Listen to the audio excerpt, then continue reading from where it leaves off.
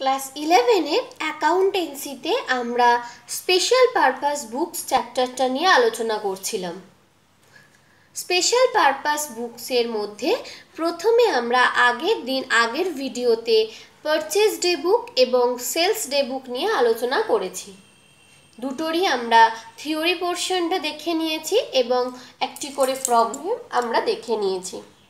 খুবই ইজি এই চ্যাপ্টার, অর্থাৎ প্রত্যেকটা টপিকেরই প্রবলেমগুলো আমাদের কনসেপ্টটা একই থাকে, অর্থাৎ প্রোফর্মা একই থাকে, শুধু আমাদের বইগুলো অনুযায়ী সেটাকে সাজিয়ে নিতে হয়।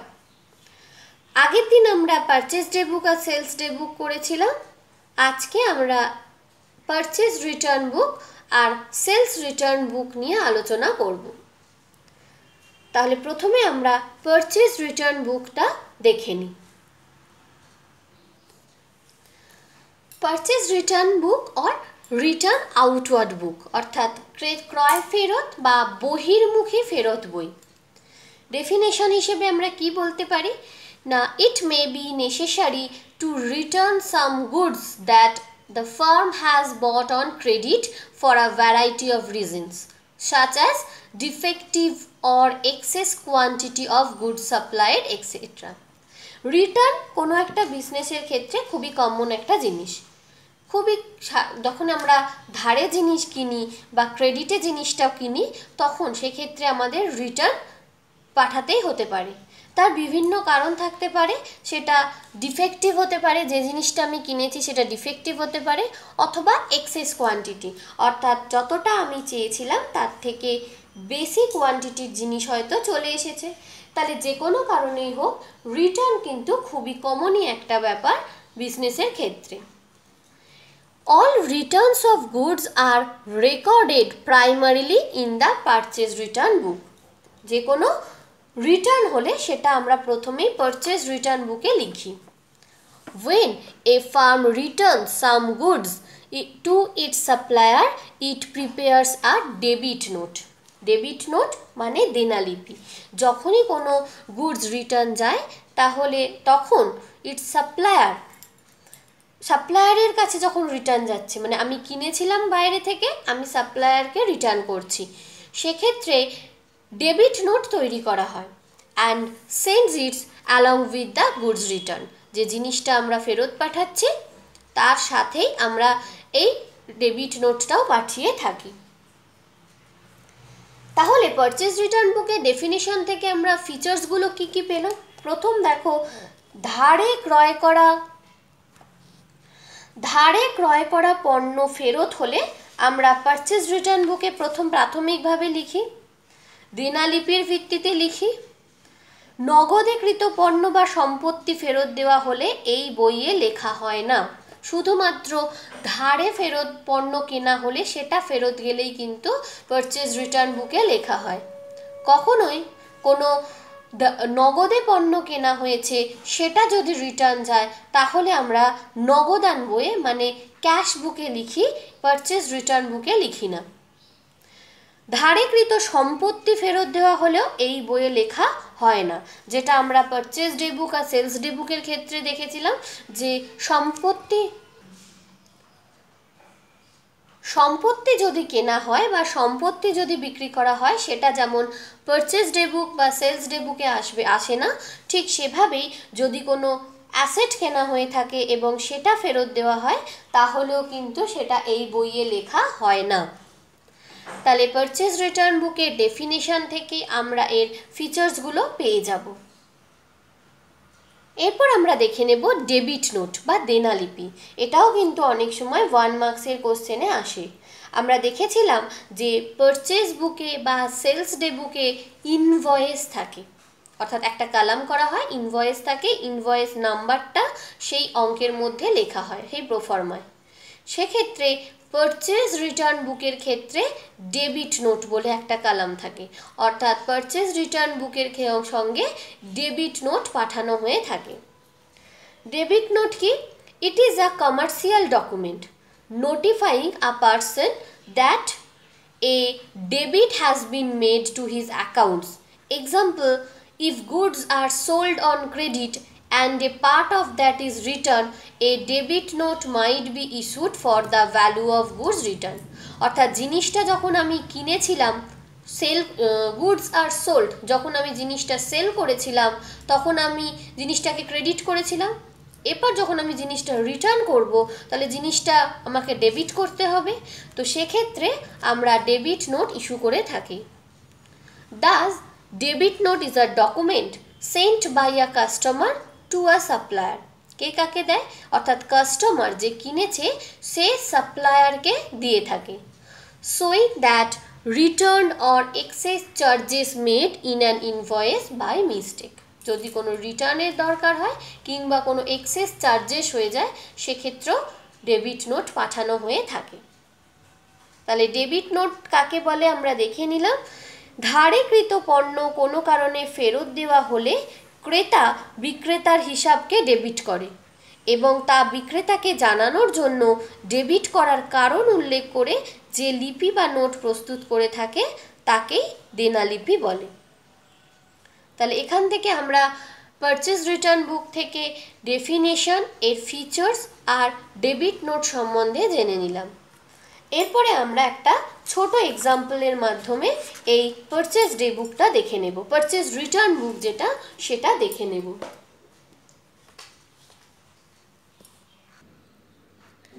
দেখো আমরা এই প্রবলেমটা দেখে নেব। Record the following transactions in a purchases return book of Dutta electronics house.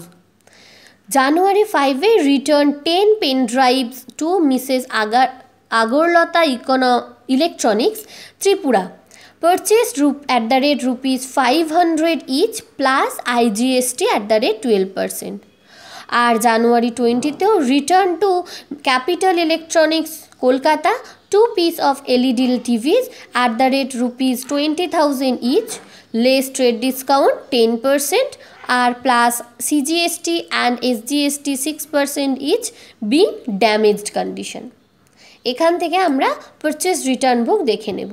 দেখো আমাদের প্রোফর্মা বা কনসেপ্ট কিন্তু একদমই সেম। ডেট, পার্টিকুলার্স, এখানে আমরা ডেবিট নোট লিখব। পারচেজ ডে বুক আর সেলস ডে বুকের ক্ষেত্রে যেখানে এখানে ইনভয়েস নাম্বার লিখেছিলাম এক্ষেত্রে আমরা ডেবিট নোট লিখব।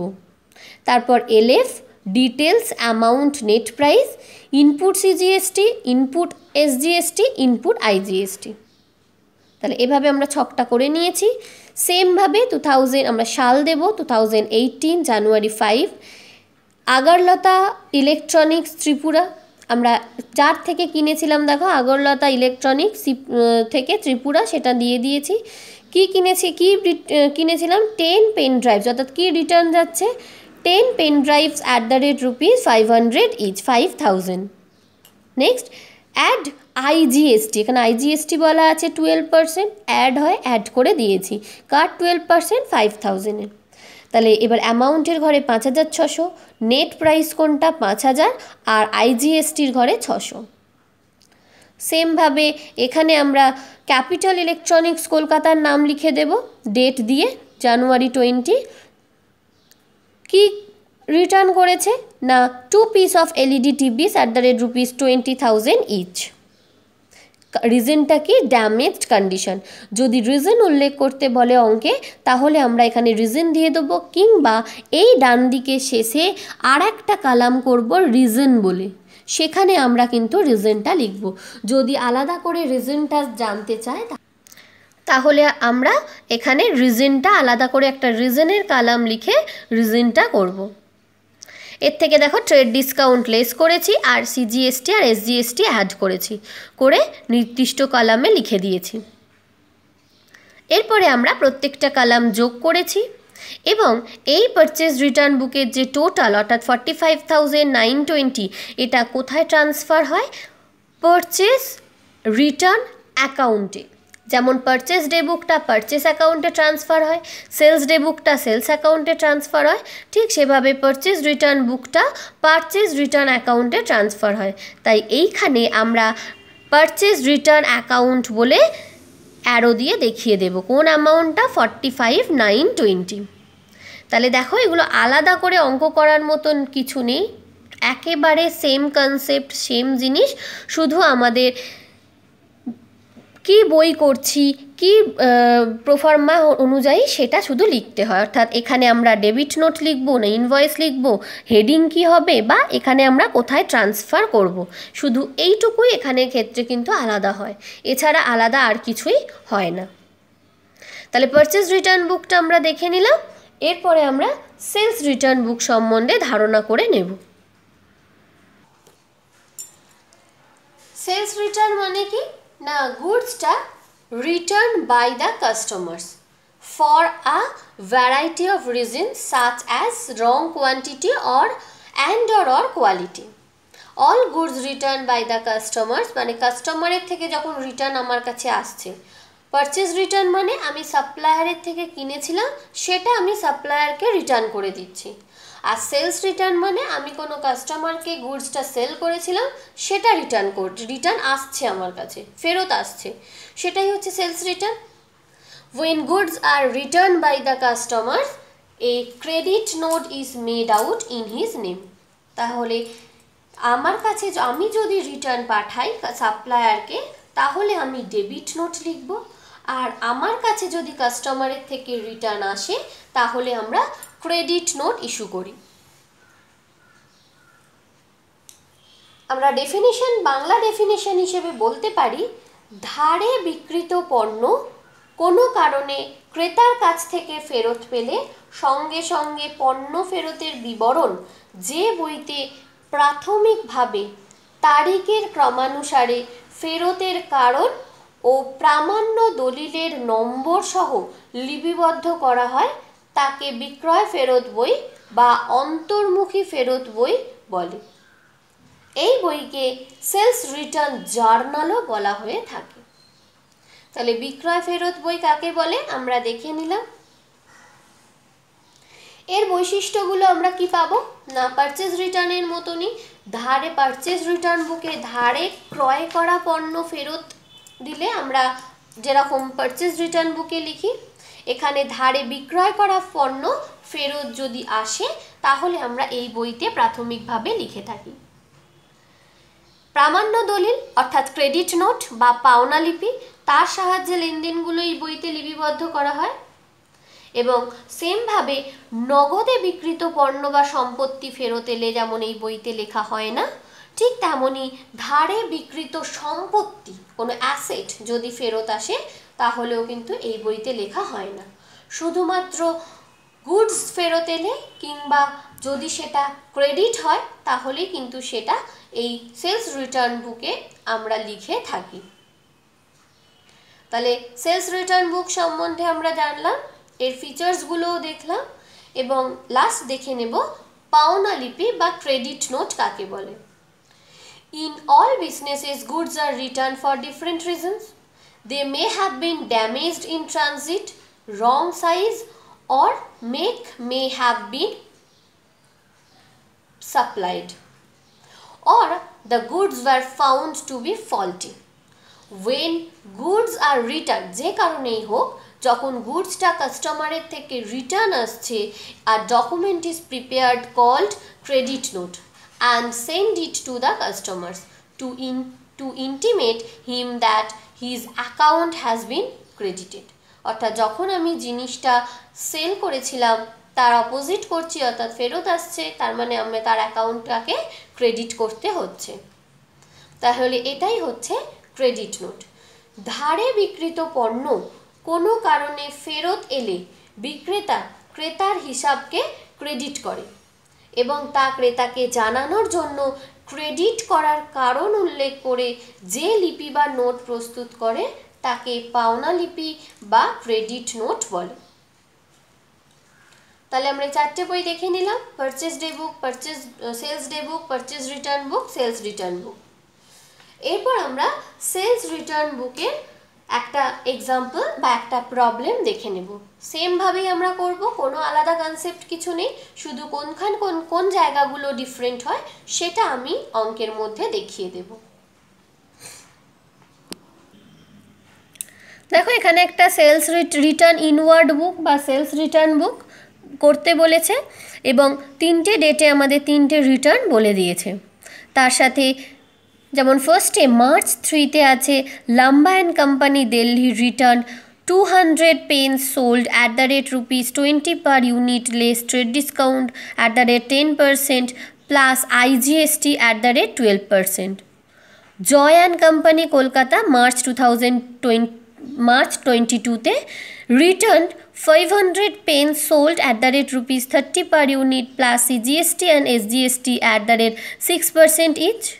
আর Sunil March 28-te Sunil and Sons Barashat returned 100 pens at the rate ₹50 per unit plus CGST and SGST at the rate ₹6% each. তাহলে এখানে আমরা সেমভাবে সলিউশনটা করব। উপরে লিখব in the books of Dey and company Kolkata, নিচে রিটার্ন ইনওয়ার্ড বুক বা সেলস রিটার্ন বুক লিখলেও হবে।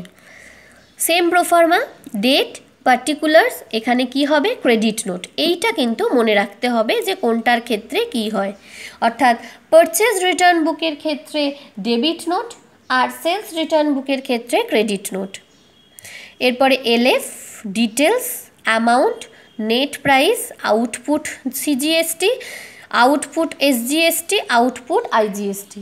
পারচেজ রিটার্ন বুকের ক্ষেত্রে কিন্তু আমরা ইনপুট লিখেছিলাম, অর্থাৎ ইনপুট সিজিএসটি, ইনপুট এসজিএসটি আর ইনপুট আইজিএসটি লিখেছিলাম। আর সেলস ডে বুকের ক্ষেত্রে আউটপুট সিজিএসটি, আউটপুট এসজিএসটি এবং আউটপুট আইজিএসটি হবে। আমরা সেমভাবে ডেট দিয়েছি, লম্বা অ্যান্ড কোম্পানি দিল্লি লিখেছি 200 পেন্স, অর্থাৎ কি রিটার্ন এসছে 200 pens at the rate ₹20 each, 4000 less trade discount 10%, 4000-এ 10% 3600 এবং আইজিএসটি 12%। কার ওপর 12%? ট্রেড ডিসকাউন্ট বাদ দেওয়ার পর যে অ্যামাউন্ট থাকে তার ওপর 12%, অর্থাৎ 3600 12%, 432। অ্যামাউন্ট 4032। নেট প্রাইস কত 3600, আর আমরা আইজিএসটির ঘরে 432 লিখেছি। সেমভাবে মার্চ 22-তে Joy and company Kolkata 500 pens at the rate 30 each. এখানে কোনো ট্রেড ডিসকাউন্ট ছিল না, তাই এখানে আমরা একেবারেই সিজিএসটি আর এসজিএসটি যোগ করে দিয়েছি, দুটোই 6% করে। কার ওপর 6%? 15,000-এর ওপর। যদি ট্রেড ডিসকাউন্ট থাকতো তাহলে আগে আমরা ট্রেড ডিসকাউন্ট বাদ দিতাম, দিয়ে যে অ্যামাউন্টটা হতো সেই অ্যামাউন্টের ওপরই সিজিএসটি আর এসজিএসটি চার্জ করতাম, এবং এটাও আমরা নির্দিষ্ট কলামে লিখে দিয়েছি। March 28 Sunil and sons Barasat 100 pens at the rate ₹50 each, 5000। এতেও আমরা সিজিএসটি আর এসজিএসটি 6% করে অ্যাড করেছি, করে নির্দিষ্ট কলামে লিখেছি। এরপরে আমরা প্রত্যেকটা টোটাল করেছি, অ্যামাউন্টের টোটাল করেছি, নেট প্রাইস, সিজিএসটি, এসজিএসটি এবং আইজিএসটি সব কটারই টোটাল করে নিয়েছি। এই রিটার্ন ইনওয়ার্ড বুক বা সেলস রিটার্ন বুক কোথায় ট্রান্সফার করব? সেলস রিটার্ন অ্যাকাউন্টে, অর্থাৎ সেলস রিটার্ন অ্যাকাউন্টে যখন আমরা ট্রান্সফার করব তখন আমরা এইখানে সেলস রিটার্ন অ্যাকাউন্ট বলে অ্যারো দিয়ে এটা দেখিয়ে দেব। অবশ্যই কোথায় ট্রান্সফার হচ্ছে সেটা কিন্তু আমাদের মেনশান করে দিতে হবে 4টে ক্ষেত্রে। তাহলে এইভাবে আমরা এই 4টে বই করে নিলাম। এটা কিন্তু 4 মার্কসের কোশ্চেনে আসে, এই যে কোনো একটা বুক। এই চ্যাপ্টারে মনে থাকবে তোমাদের যে আরও দুটো বই ছিল, একটা হচ্ছে বিলস পেয়েবল বুক আর একটা হচ্ছে বিলস রিসিভেবল বুক। এই দুটো বই আমরা এখন এই চ্যাপ্টার থেকে করব না, কারণ বিল রিলেটেড অর্থাৎ বিলের একটা সেপারেট চ্যাপ্টার তোমাদের পরের দিকে আছে। সেখানে আমরা আগে ডিটেলসে বিল সম্বন্ধে পড়ব এবং তারপরেই আমরা বিলের অঙ্ক করব। এই চ্যাপ্টার থেকে আমরা এই 4টে বুকে পড়ব এবং এই 4টে কনসেপ্টে জানব। বিলস পেয়েবল আর বিলস রিসিভেবলের কনসেপ্ট আমরা এখানেই পরের দিকে তোমাদের একটা পুরো চ্যাপ্টার নিয়ে আছে বিল বলে, বিল অফ এক্সচেঞ্জ। সেই চ্যাপ্টারে আমরা বিল সম্বন্ধে ধারণা পাব। তাহলে এখানে আমরা এইটুকুই পড়লাম। এটা আমরা দেখলাম যে এগুলো সবই কিন্তু জার্নালের পার্ট, অর্থাৎ জার্নালের টোটাল কটা ভাগ ছিল? অনেক টোটাল ভাগ ছিল। প্রথমে ছিল ক্যাশ বুক, তারপর পেটি ক্যাশ বুক, তারপর পারচেজ ডে বুক, তারপর সেলস ডে বুক, পারচেজ রিটার্ন বুক, সেলস রিটার্ন বুক, বিলস রিসিভেবল বুক, বিলস পেয়েবল বুক। সব কটাই কিন্তু জার্নালের ভাগ, তাই জন্য এগুলোকে কিন্তু স্পেশাল জার্নাল বলা হয়।